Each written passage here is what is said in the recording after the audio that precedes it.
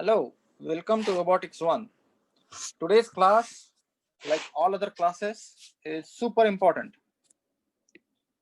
because you are going to have very important, useful information uh, discussed in this class. So, first and foremost, I want to quickly talk about what we have done so far. We are looking at dynamical equations for robots.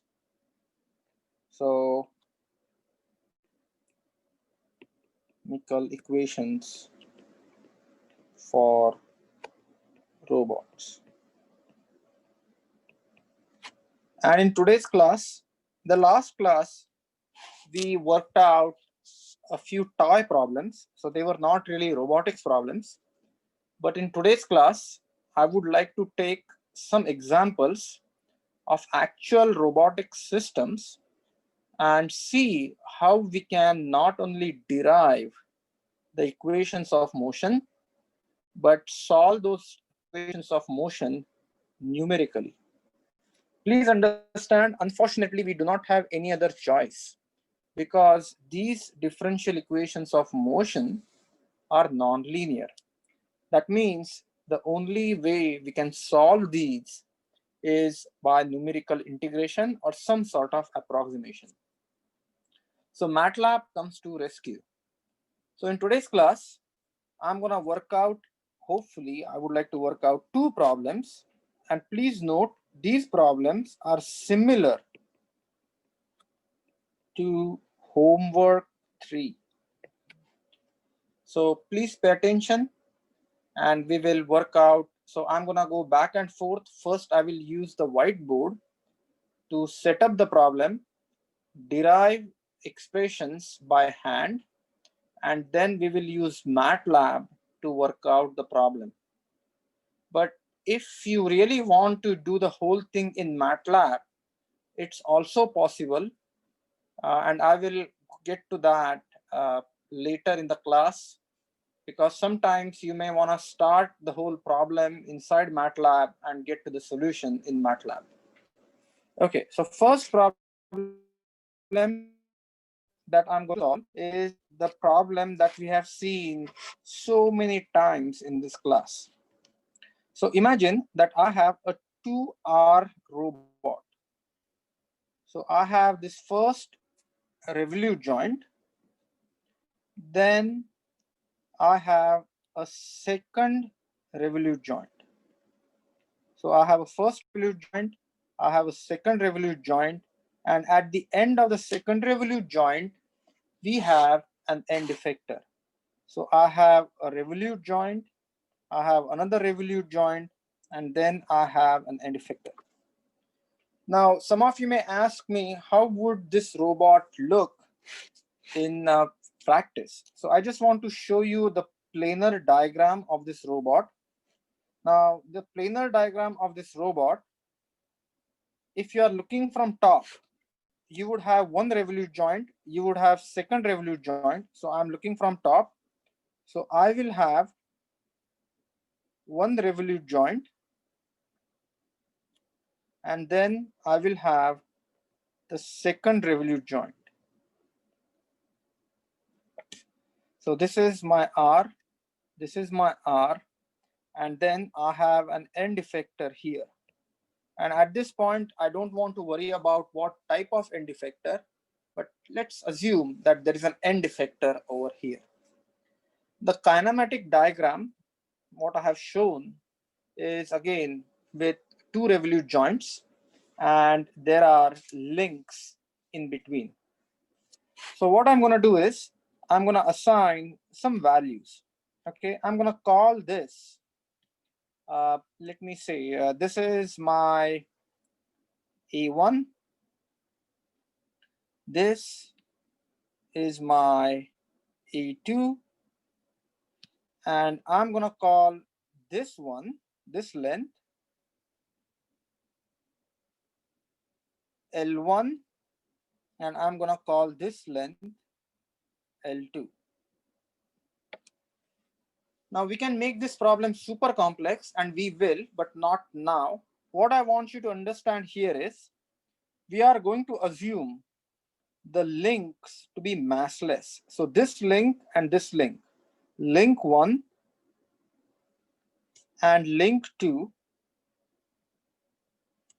So these are link 1 and link 2. They are massless. So L1 and L2 are massless. And the rationale for this is when the links have distributed masses, you will have to take into account the rotational kinetic energy, and we will add that level of complexity when we work next problem. However, I'm going to assume, because of the way the revolute joint is situated, there is a mass M1 here and there is a mass M2 over here. So what I'm trying to say here is you have two links, L1, L2, and the mass is concentrated at the end. And one classic way this system can be shown is something like this.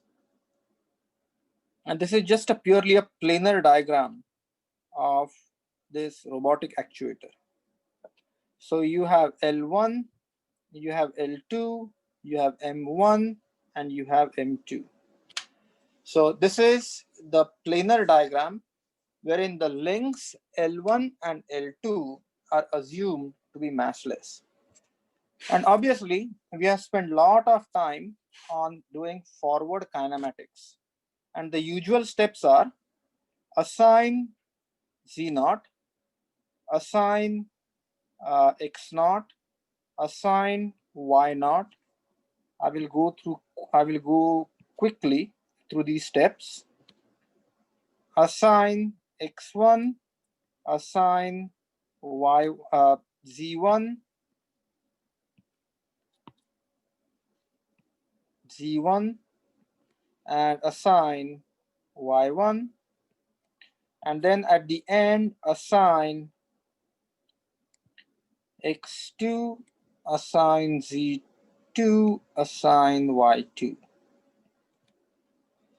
And not to forget, you're going to have a theta 1 over here. You're going to have a theta 2 over here.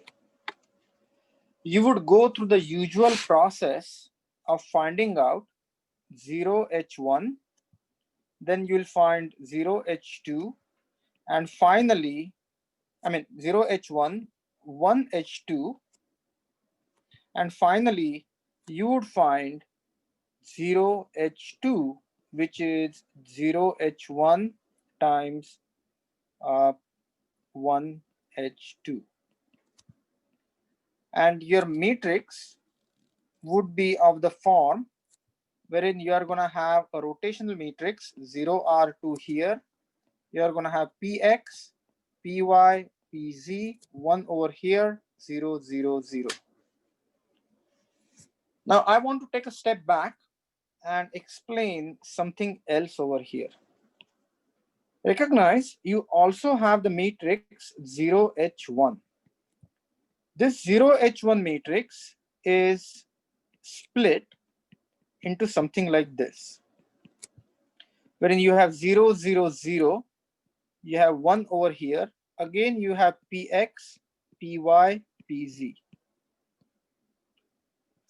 Now let's take a moment to evaluate what is the significance of 0H1. If you look at 0H1, 0H1 tells me the orientation of frame 1, the orientation of frame 1 with respect to frame 0.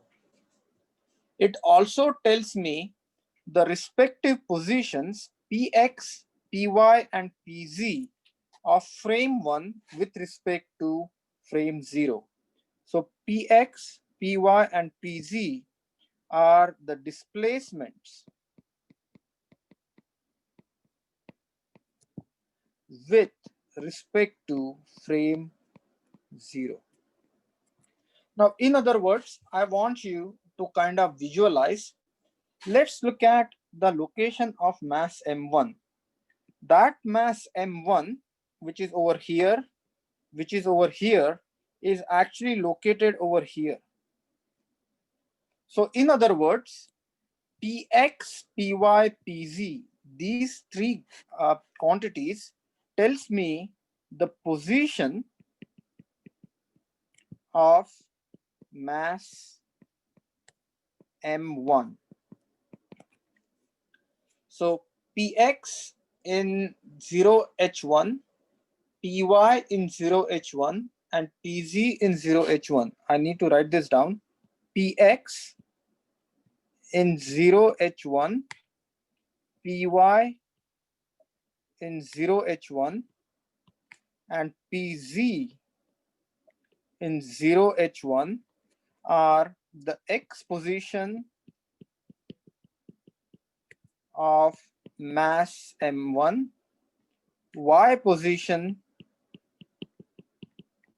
of mass M1, and z position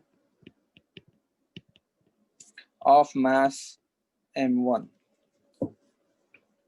Now I want to extend the same argument to find out the position of mass 2. And clearly the frame that would be looking at is 0h2. So pH in 0h2 is the x position of mass M2. Py in 0h2 is the y position of mass M2, and Pz in 0h2 is the z position of mass M2. Now some of you may ask me, why is this important? This is important because please understand, to solve equation or even to derive equations, we have to find something called as Lagrangian. Lagrangian is the difference between the total kinetic energy and total potential energy. And this is very important. This is total kinetic energy and this is total potential energy.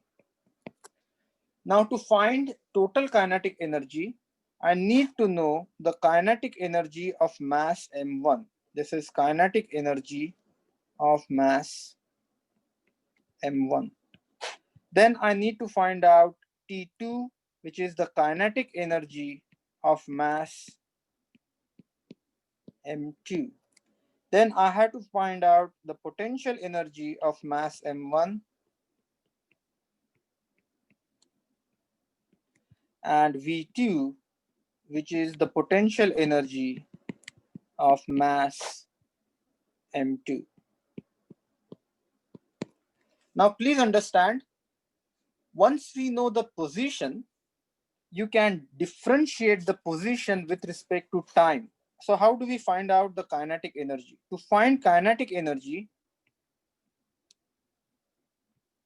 since we don't have any rotational dynamics, we don't have I's, we just have M's, the equation is 1/2 M1 V1 square plus 1/2 M2 V2 square, where V1 and V2s are nothing but, I need to write this down so that we 1/2 M1 V1 is V1x square, which is the velocity in x direction, V1y square, which is the velocity in y direction, and V1z square, which is the velocity in z direction, plus 1/2 M2, then V2x square, V2y square, and V2z square.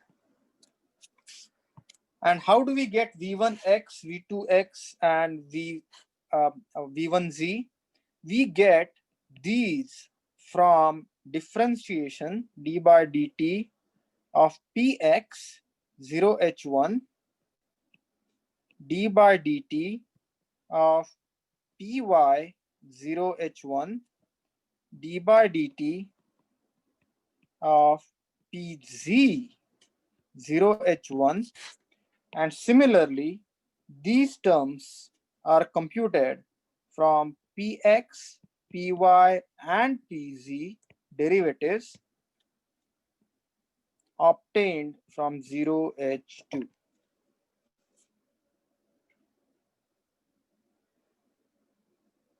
So now this is what happens in the case of two masses. Now I want you to understand, even though it may look simple, there may be some mathematical jugglery that we have to do so that the equations are in clean and neat form. But I will go through this process step by step. And what I want to do is, if you look at the number of problems solved, we have solved, I think, about 20-30 problems related to forward, inverse kinematics, and so on. So I'm going to use the work that we have done before to derive the equations of motion. So I'm going to take the first problem, which is the problem shown over here. This is a two revolute joint problem. And this problem, okay, now this is, so the Px, Py, Pz are always with respect to frame 0. Because see, this is, once again, note, this is 0 over here. This again is 0 over here.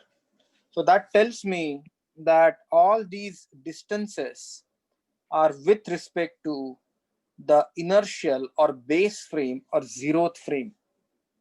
And that is super important, because what we are not interested in finding the relative velocity. We are interested in finding the absolute velocity. So which means we need absolute position, which means we need the position when frame 0 is fixed. Okay, now I want you to look at the notes for lecture 14. So refer notes for lecture number 14. And that lecture was delivered on 10/13/20. So not too long ago. So in this problem, if you look at the lecture, what we have done is we actually pretty much solved this problem from beginning to the end. And then we found out the Jacobian, and then we found out the Jacobian in rotation. So I'm going to use that same information. One thing I want you to understand, the velocities are nothing but the Jacobians that we have already found out. So what we have is the velocities are nothing but the Jacobian. So let's start with the information from the lecture 14. If you don't have the slides in front of you, the slides are uploaded on Canvas. Just look at the slide where what we have done is we have found out, and I'm going to write this equation directly, and I want you to verify. So from 0h1, we have found out Px 1 is equal to L1 cosine theta 1, Py1 is equal to L1 sine theta 1, and Pz1, we found out it to be 0 because we assumed the distance between, so A1 was assumed to be 0 as A1 was 0. So I want you to look at the notes from lecture 14, and there we have derived this. So now what I want to do is I want to look at the diagram that we have just for mass M1. So I'm looking at mass M1, and for mass M1, this distance is L1, this distance is A1, but A1 is 0. So I have Px, Py, and Pz. You can use the Jacobian, or you can differentiate Px. So in this problem, I will differentiate. So derivative of L cosine theta 1 with respect to time, please note theta 1 changes, is going to be L1 minus sine theta 1 dot d by dt of Py 1 is L1 cosine theta 1 dot, and d by dt of Pz is equal to 0.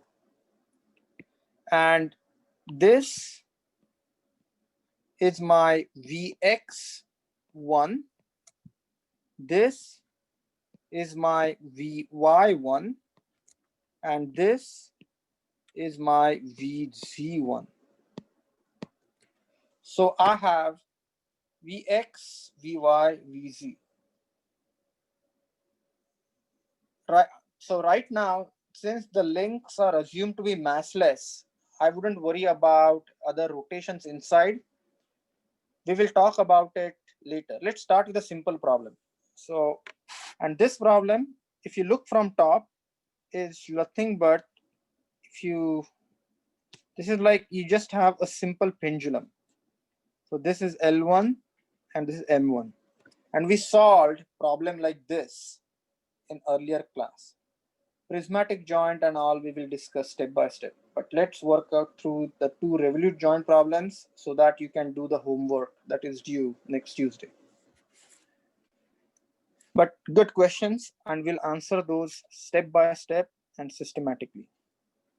Now for mass 1, the kinetic energy, and I'm going to write the equation for kinetic energy, is 1/2 m1 minus L1 sine theta 1 dot square plus 1/2 L1 m1 L1 cosine theta 1 dot square.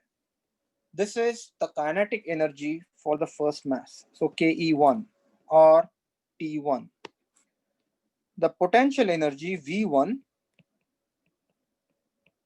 is equal to if this is my datum, the distance m times g times h. So the distance m times g times h. And this h, please note this h is same as A1. So this is going to be m times g times 0. So my potential energy is going to be 0 as A1 is equal to 0. Any questions about the potential energy and kinetic energy here?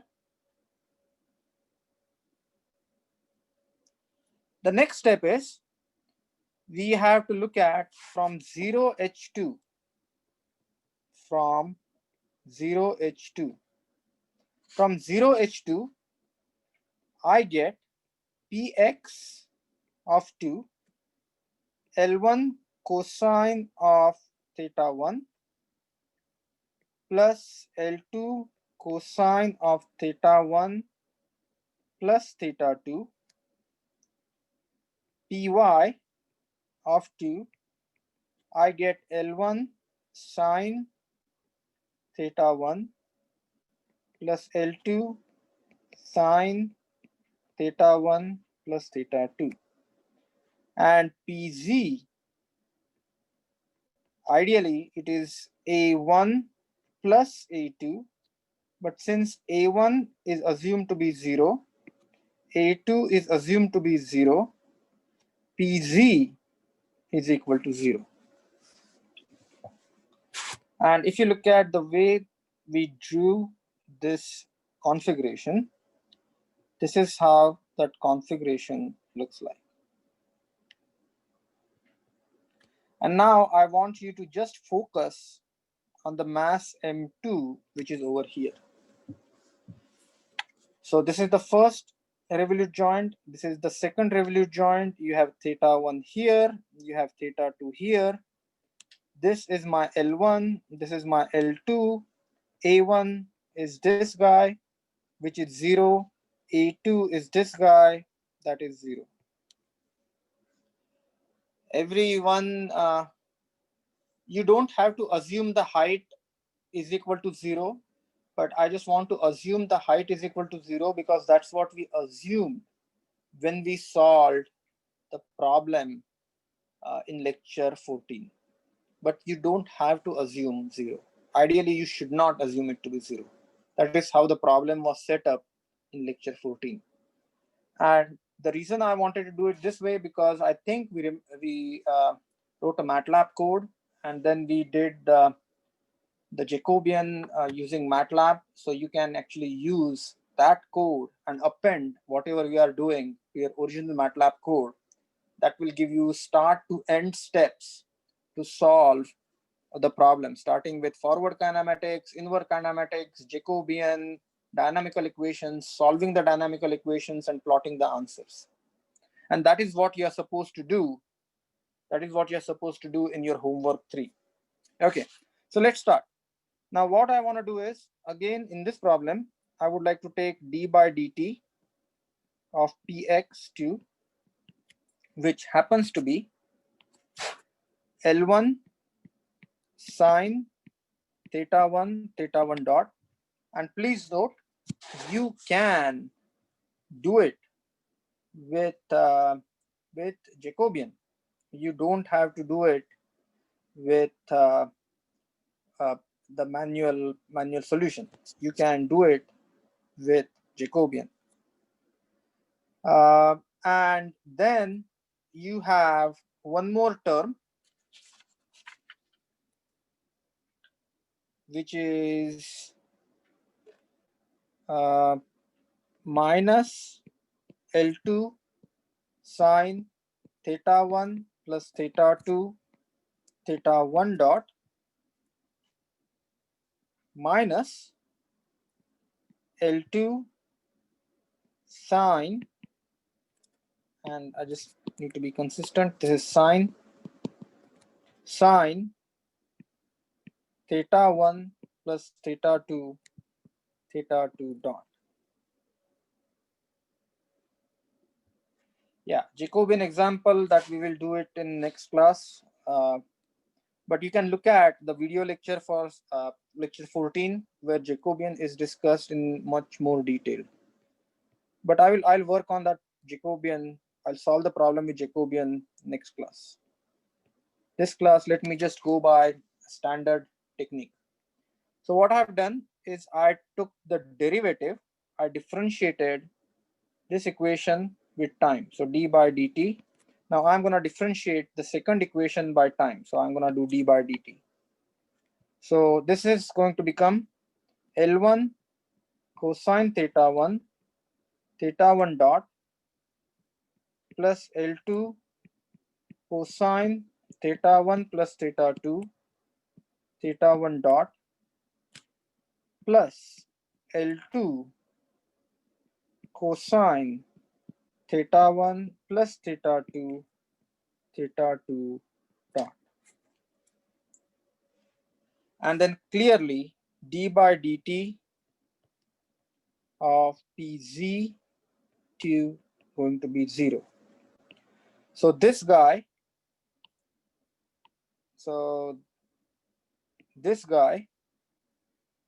is v2x, this guy is v2y, and this guy is v2z.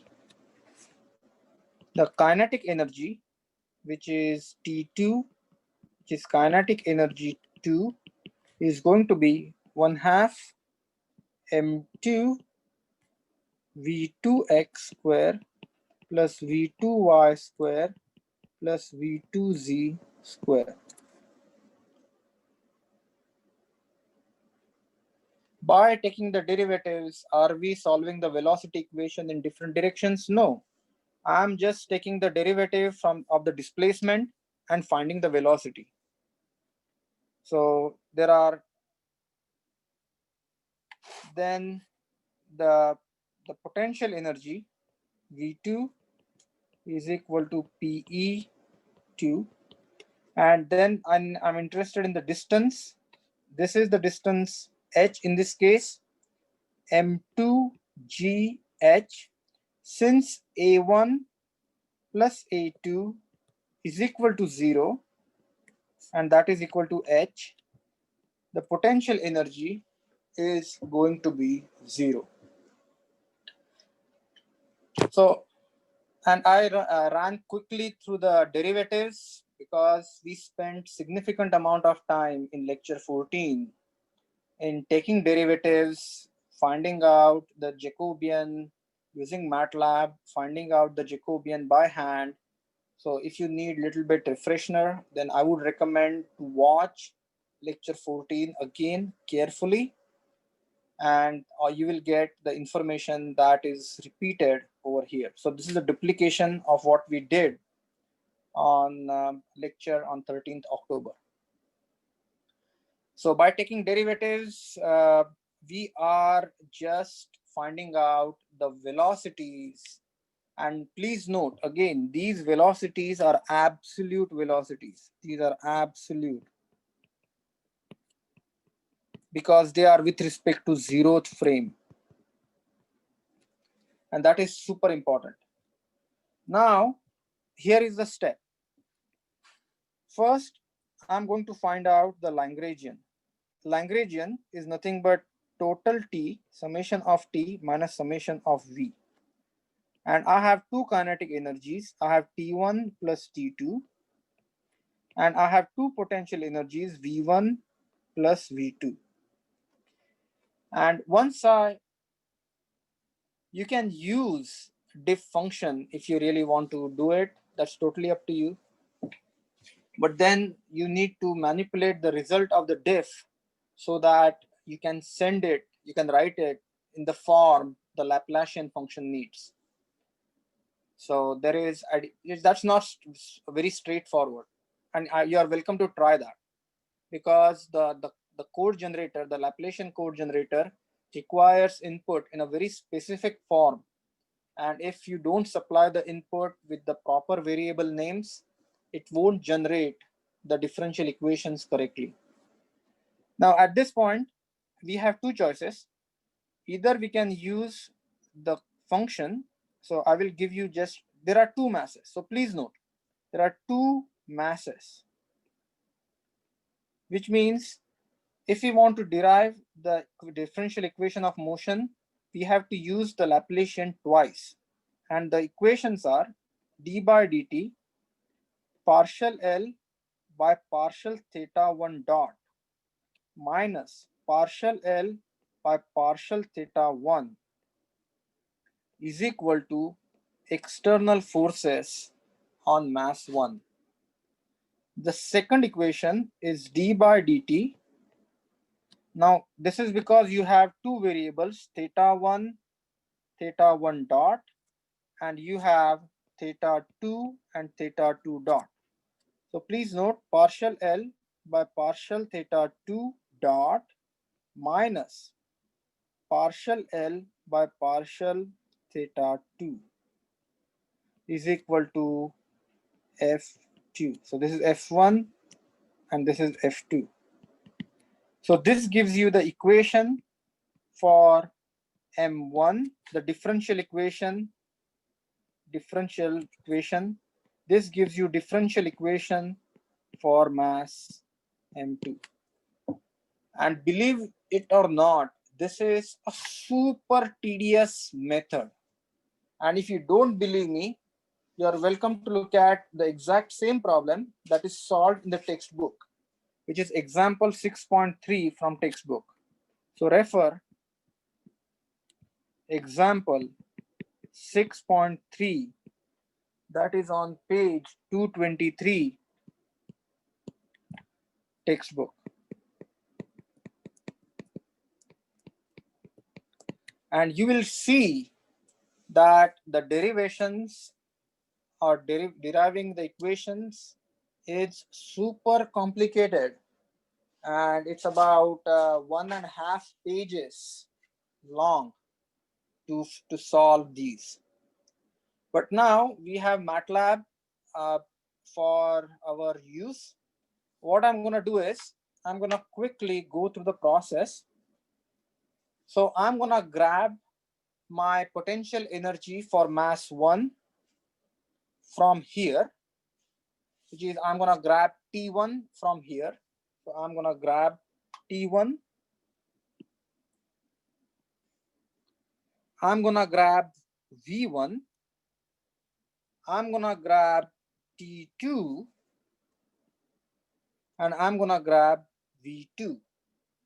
And then this information will be used to form Laplacian. And then I'm going to use MATLAB to solve the problem. Is everyone clear? What are we going to do next? Now, at this point, what I want you to do is I want you to open any of the code that I uploaded from last class, not from today's class. You can actually use the pendulum code or simple pendulum code or any other code and start with me as I program, and I'm going to solve this problem from basic. So this is the point, this is the time when I want you to go back and open any code from the last class. Are there any questions at this point? I'm going to switch my screen to MATLAB. And then we are going to do the programming line by line. If there are no questions at this point, I'm going to switch to MATLAB. And here we go.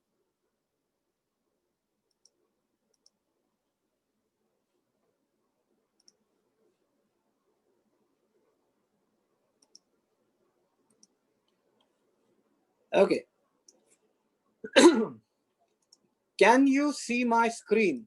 You should be seeing my MATLAB screen.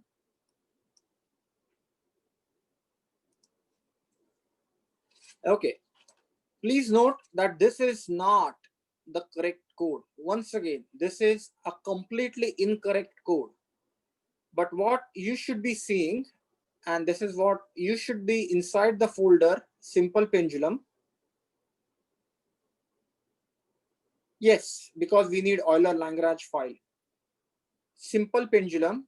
Inside the simple pendulum, you should have two files. First equation, run this first pendulum. Yeah, it's in modules. And Euler-Lagrange. And make sure both of these files are in the folder simple pendulum. So what I want to do is just once again go to the folder simple pendulum, open equations, run this first, and Euler-Lagrange equations. Please note these equations are incorrect, but we are going to modify these equations step by step. And I want you to do this with me because there are small tricks and you have to be aware of. Step 1. So I'm gonna say this is example 1, and my robot is RR robot. So line number 1. In line number 2, I have to define the variables. Please note it's a 2 degree of freedom robot. My variables are theta 1 and my second variable is theta 2. So theta 1 is the first angular displacement. Theta 1d is the first angular velocity. Theta 2 is the second angular displacement. Theta 2d is the second angular velocity, and get rid of whatever you have after that. So your line number 2 should show TH1, TH1d, TH2, and TH2d. Line number 3, we have to add the gravitational acceleration, which is 9.8 meters, 81 meters per second square. Please note, we have two masses. So what I'm going to do is, I'm going to assume my M1. Please note, my M1 is 0.1 kilograms and M2 again is 0.1 kilograms. So my M1 and M2 are the masses.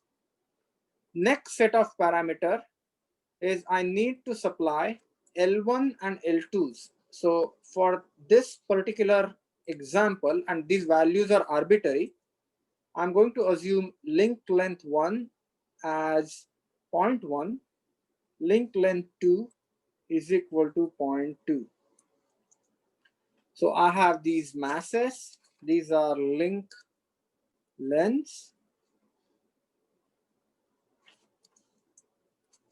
and just to be on the just to be very consistent with what we have, I'm going to say A1 is equal to 0 and A2 is equal to 0. These are offsets.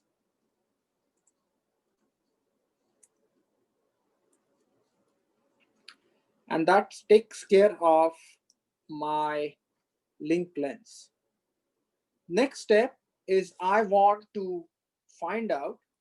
So I'm going to write down the expression for kinetic energy. And T2 is the kinetic energy of the second mass. The kinetic energy of the second mass, and we derive this equation, is 0.5 times M2 multiplied by, in the parentheses, L1 multiplied by sine TH1 multiplied by TH1d minus L2 multiplied by sine TH1 plus TH2 multiplied by TH1d minus L2 multiplied by sine TH1 plus TH2 multiplied by THD. I'm going to square this plus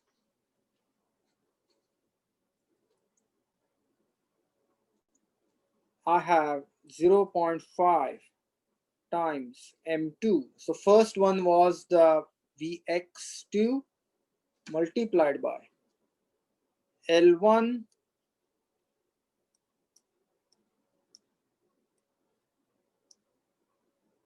multiplied by cosine TH1 multiplied by TH1d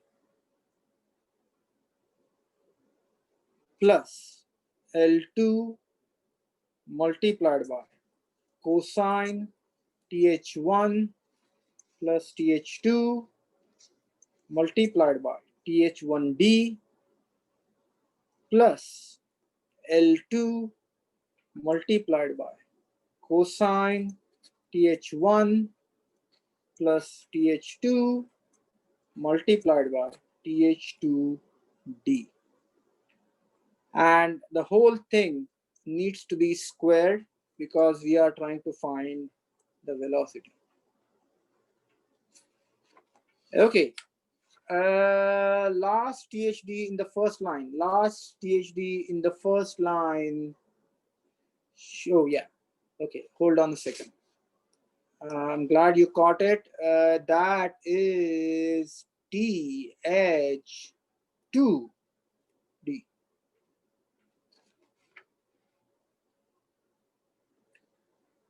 And I want you to look at, okay, now please understand the reason I wrote these two equations like this. There is a reason for it. I want you to observe there is a symmetry in these equations. So if you look at the equations that we derived and the equations that we have written here, so you can see that you have sine, cosine getting flipped, and then since it's the derivative of cosine, the sign has a negative sign, and that way you should be able to check your answers here quick.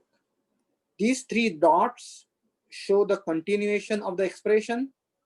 So when I have these three dots, MATLAB takes it that the next line is the continuation of the line here. Similarly, I'm gonna do T1. I'm gonna do T1. So bear with me for a second.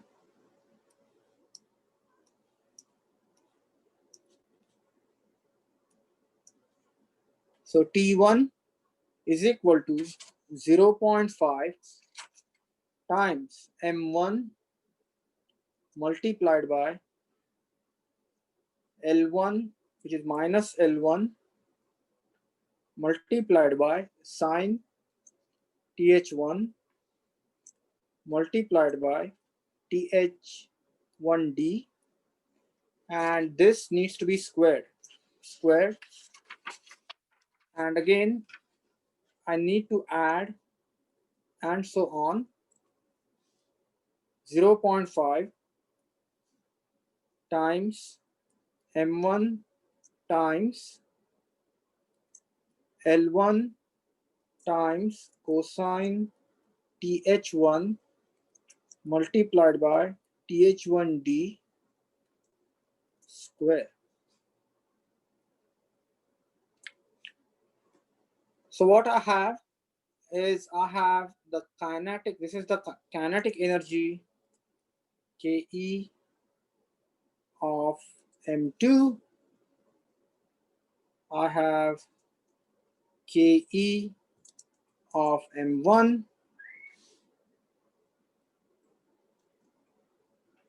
Next line is I need to add the potential energies, but please note the potential energies V1 is equal to 0, or I should start in the sequence. V2 is equal to 0, V1 is equal to 0. So this is PE of mass 2,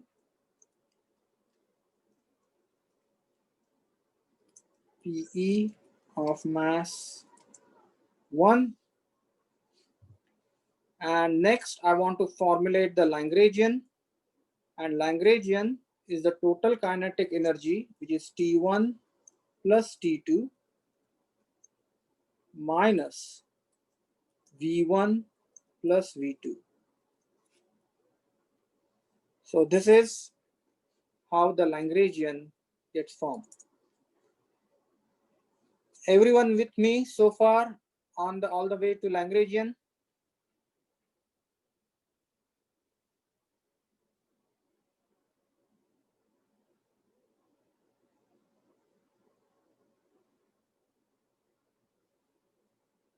Yeah, it will work. If you don't believe me, I would say M2 multiplied by A1 plus A2 times G. V1 is equal to M1 times A1 multiplied by A1 times G.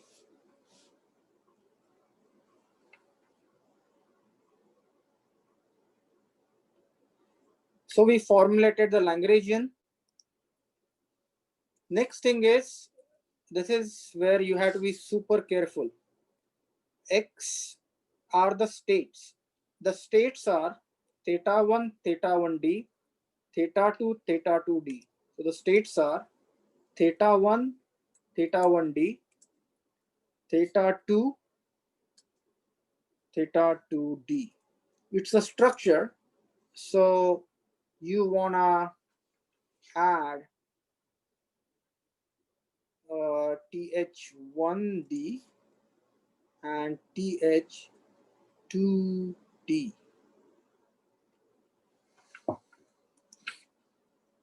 So this is how it should be. th1, th1d, th2, th2d.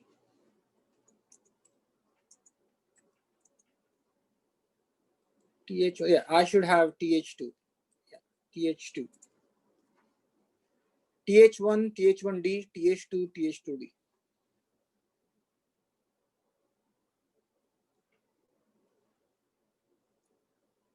Now please understand, there are two masses. So there are two generalized internal forces. There are two. This is super important. So there are two generalized internal forces because there are two masses. So this structure has to have two zeros. And believe it or not, this is super important. Otherwise, the code will not work. So you need to have two zeros because there are two generalized forces and both of them are zero. So there are two external forces because it's a two mass system. It's a two mass system. So there are two external forces. So you will have 0 and 0. There is no R. So I can just say R is equal to 0. So there is no energy dissipation in damping.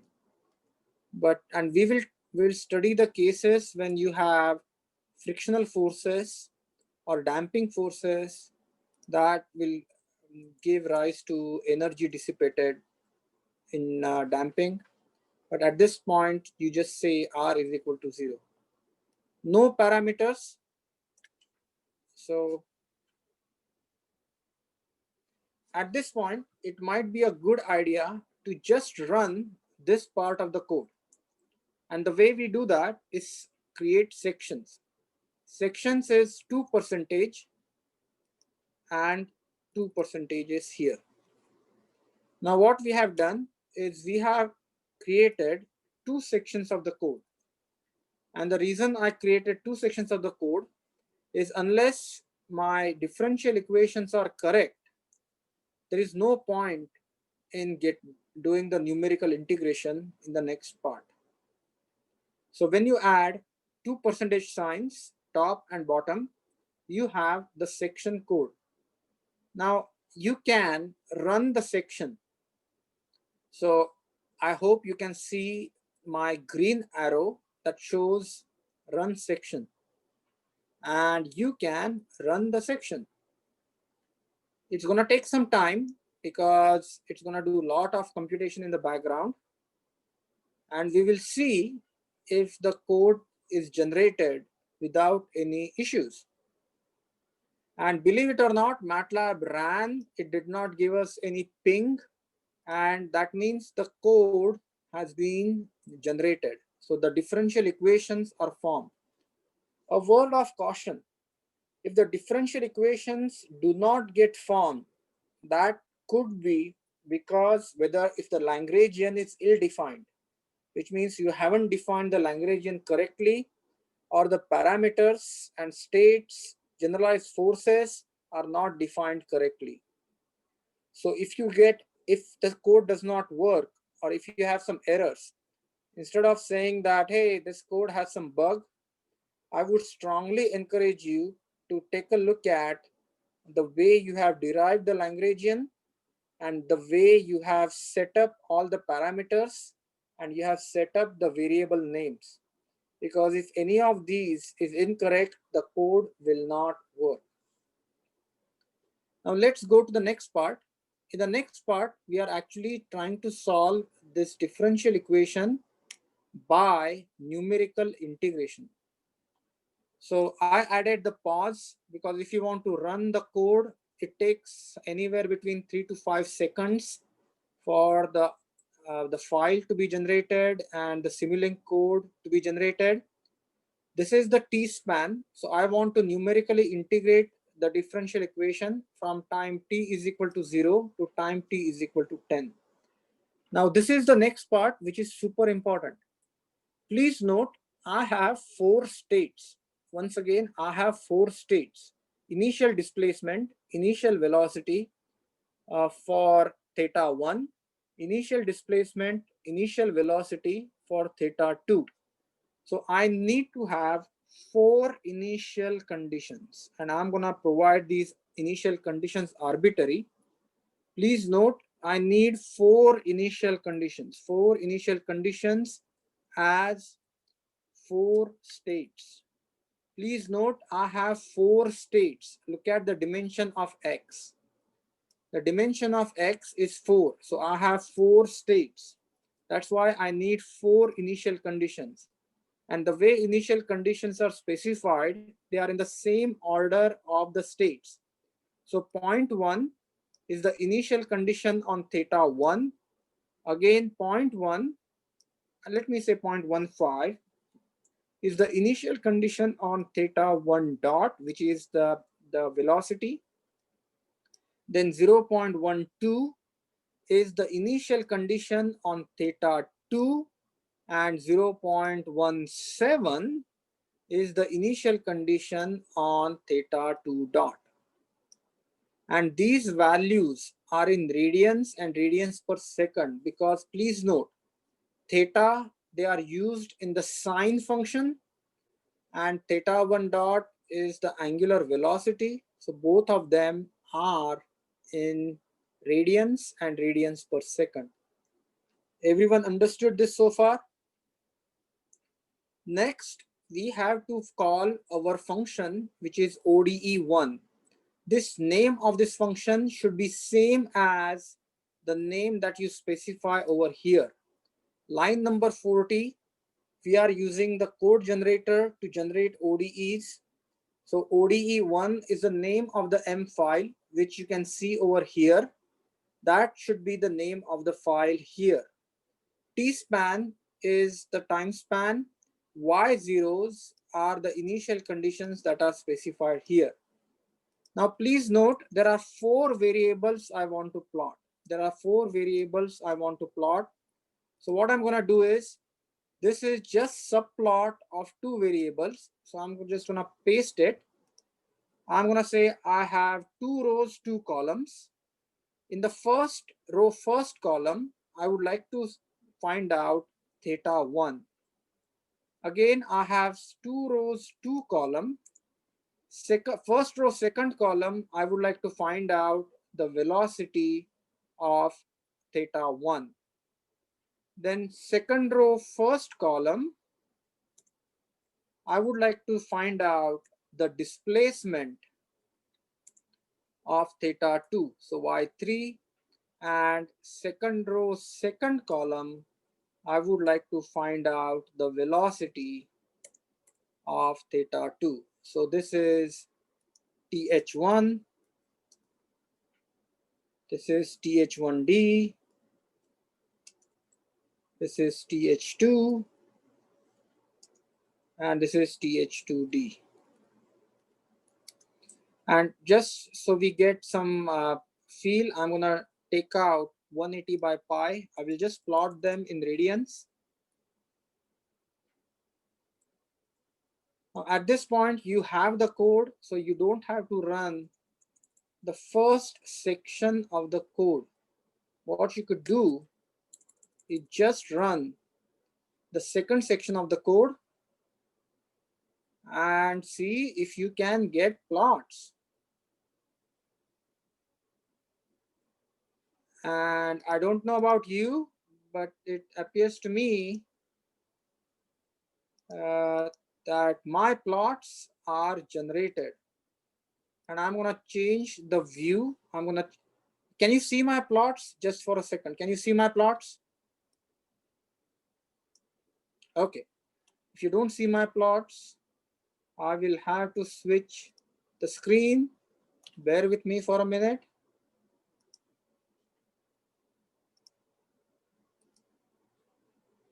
Can you see my plots now? Okay. That is how your plots should look. So what do we see here? The first figure here is theta1 versus time. On y-axis, I have theta1. On x-axis, I have time. Second figure, please note it starts with 0.15. So this is my initial velocity on theta1. So this is theta1d on y-axis and time on x-axis. Then I have theta2 on y-axis and time on x-axis. And then I have theta2d on y-axis and time on x-axis. Just for the kicks, I'm going to change my time span from 0 to 100. Changing time span from 0 to 100, and I'm gonna run the code again. Changing the time span from 0 to 100 and running the code again.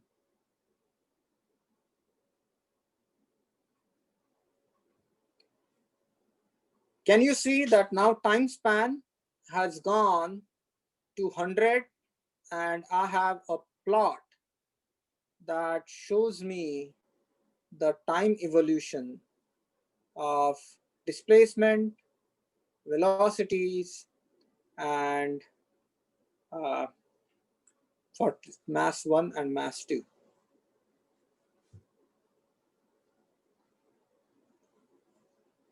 So again, now I would like you to try the code.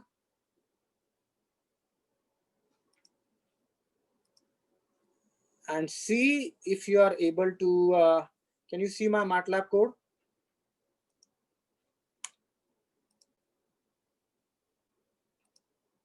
Okay, bear with me for a minute. I will change my code. Okay, can you see the code now? The only thing that I change here is time span.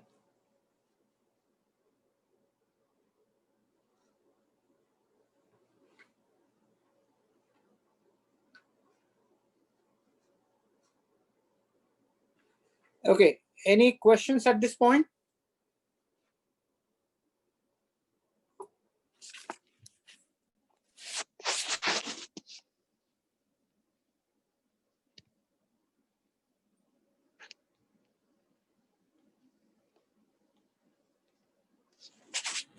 If there are no questions, I'm gonna switch to whiteboard. Yeah, Trenton. Okay, hold on a second. Participants. Okay, I will unmute you, Trenton. Okay, Trenton, do you have a question? Yeah, I was just curious. One of my subplots isn't showing. It's the third one for theta 2. So I was wondering if maybe there was something I messed up with that. Because everything else is working besides that plot part. I am not sure without seeing your code, Right, but the good okay. news is you have a working code. I have uploaded a working code that you can compare. And then also, I mean, a teeny tiny change in the plots or the order would throw it off. So what I would recommend, just check subplot. Do you have 2 by 2, 2 by 2, 2 by 2, 2 by 2? You also have 1, 2, 3, and 4. Exactly the way I have One, pointed two. this out. Yeah, I did. Then you should get identical solution. Yeah, maybe if I have to, maybe I have to run the whole code at once. Maybe that's gonna work Yeah, better. but you should try to get it, and then the sample code is also on the canvas for reference. Okay, thank you. can you subplot? Ooh, didn't you take EGR 219? In EGR 219, this all is discussed. Subplot means I am creating a 2 by 2 matrix of plots. So this 2 by 2 matrix of plots. Again, 2 by 2 matrix of plot, 2 by 2 matrix of plot, 2 by 2 matrix of plot. First element in that matrix is this plot. Second element in that matrix is this plot. Third element in that matrix of plots is this plot. And the fourth element in that matrix of plots is this plot.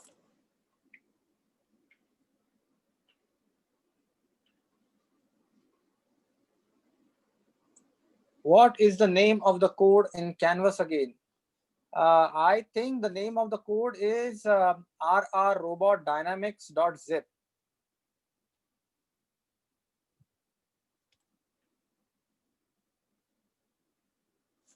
Okay, now I'm gonna switch back to my whiteboard because there is one problem I have to solve.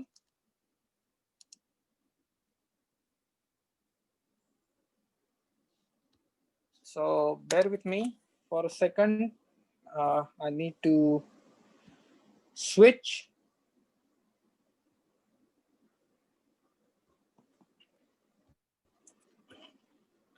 Okay, now you should be seeing my whiteboard screen.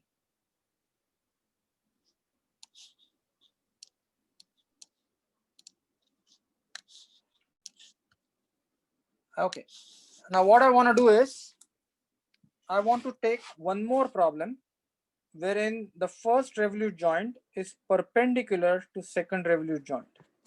One revolute joint is perpendicular, first revolute joint is perpendicular to second revolute joint. And this, the formulation for this comes from lecture 12 notes. So if you look at the lecture notes for lecture 12, this problem is actually completely solved. But here is the problem setup. In problem setup, you have a first revolute joint, then you have a second revolute joint, and then you have an end effector. But this first revolute joint and the second revolute joint, they are perpendicular to each other. This is the end effector. Now what I want to do is, if you look at the whole solution, and we worked out the whole solution by hand and by MATLAB, we already have 0H1, we have 0H2. So from 0H1, I can find out Px, Py, Pz for 1. From 0H2, I can find out Px, Py, Pz for 2. From Px, Py, Pz, I can find out Vx1, Vy1, Vz1. And Px2 will get me Vx2, Vy2, and Vz2. Also in this problem, this distance is A1. This distance is A2.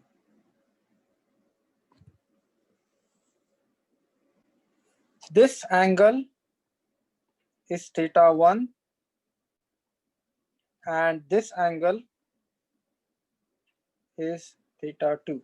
So you have two angles, theta 1 and theta 2.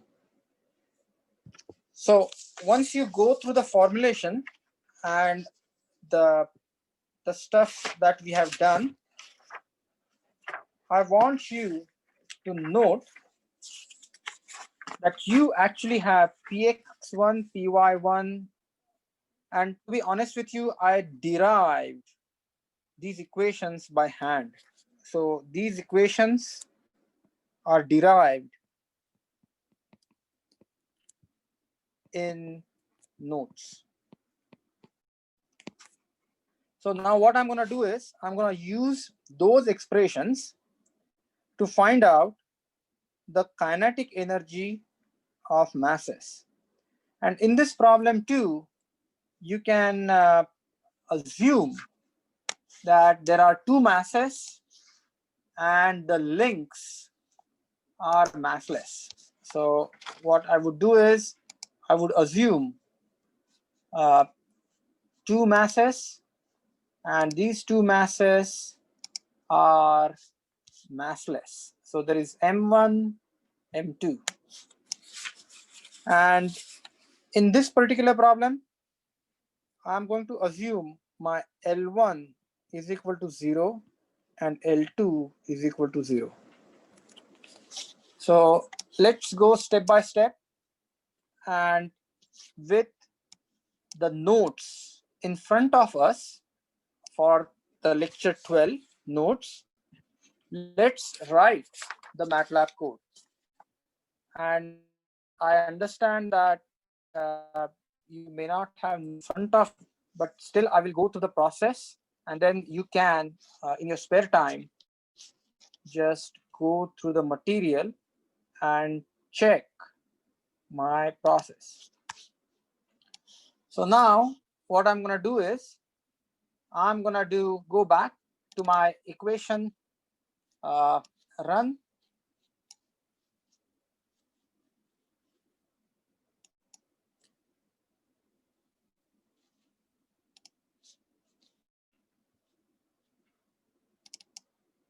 So go back to the same plot. I'm sorry, same MATLAB file, and I'm gonna switch my screen to MATLAB, and then we will modify the code. So time to switch back to MATLAB.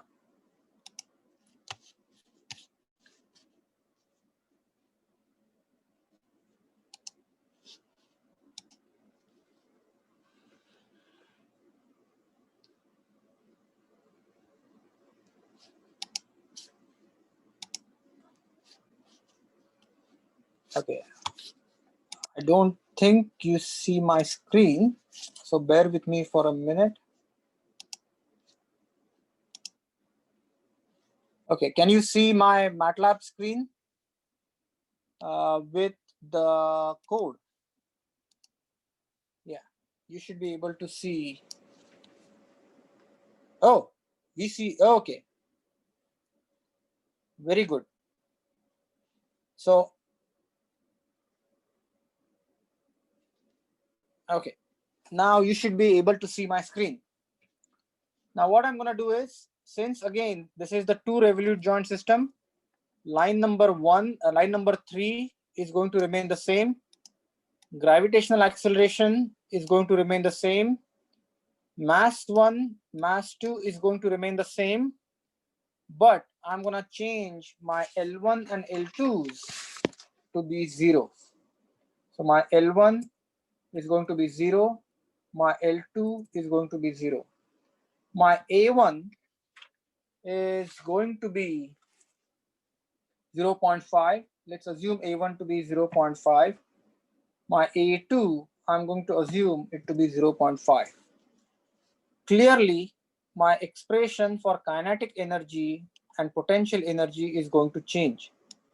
So the kinetic energy for the second mass, and I'm not doing anything special, this expression was derived in the slides, and that expression looks like this. Looks a big expression, but this equation we derived in the class.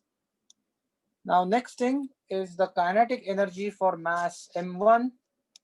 Actually, kinetic energy for mass M1 is 0 because Px is 0, Py is 0, and Pz is a constant. Now potential energy for the second mass is derived from the expression for Pz for the second mass. Expression for the potential energy for the first mass is derived from the expression for Pz from the first mass. So this expression comes from Pz for second mass. This comes from Pz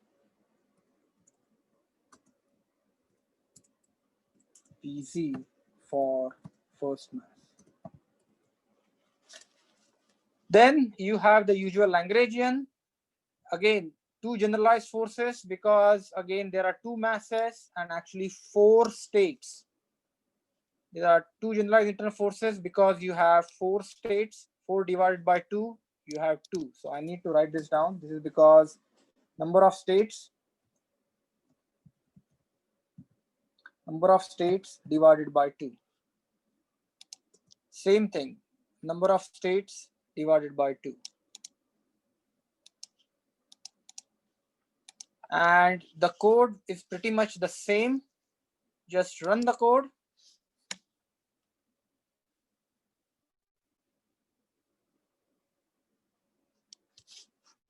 And if you, what I'm going to do is just copy, and I will write my expressions for kinetic energy and potential energy in the chat window. So you can directly grab those expressions and put inside your MATLAB script. And I would encourage you to go through this expression word by word or variable by variable, and make sure that this is the same expression that we derived in earlier lecture, which is lecture 12. These expressions come from lecture 12. And once that is done, go to the next step. Let me see if I got plots. Yeah, I got plots, and I will show you my plots in just a second.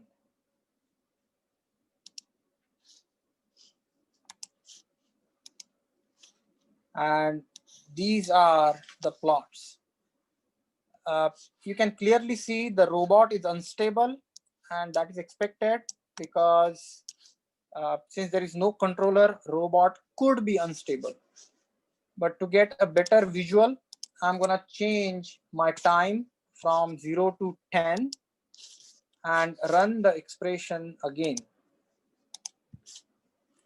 And then you will see that you will get slightly better plot. So this is the plot that you get when you change the time from 0 to 10. And I'm going to stop here today, and I'm going to stop recording.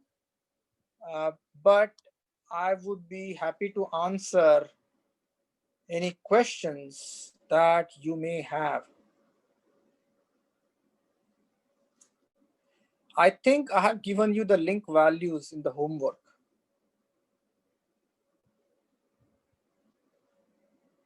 I'm going to stop recording.